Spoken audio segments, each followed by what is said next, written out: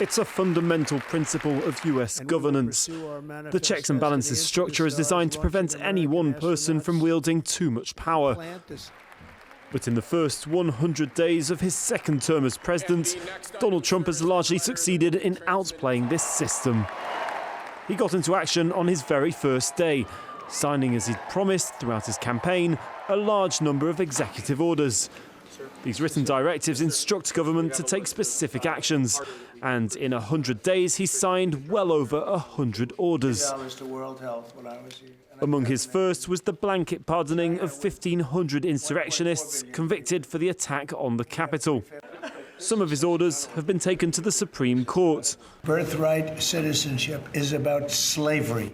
Such as his directive to end birthright citizenship, which is the part of the Constitution that declares anybody born on US soil to be a citizen.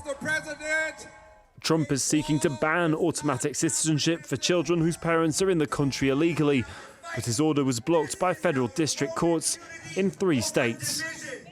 And Trump has ignored certain rulings, including one from the country's highest court that ordered the government to help Kilmar Abrego Garcia return to the United States after he was erroneously expelled and sent to his home country of El Salvador.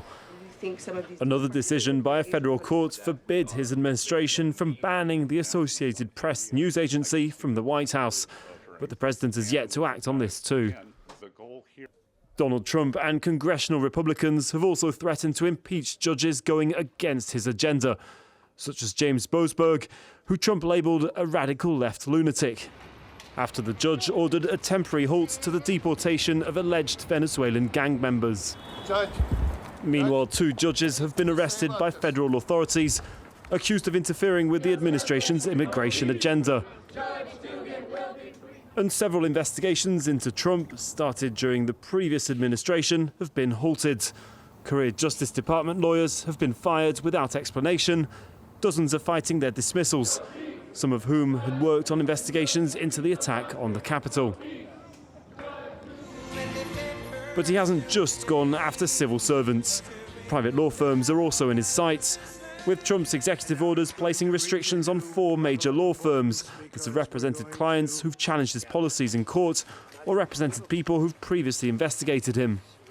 Some companies have stepped into line by agreeing to provide hundreds of millions of dollars worth of free legal services to initiatives that Trump supports, this to avoid sanctions.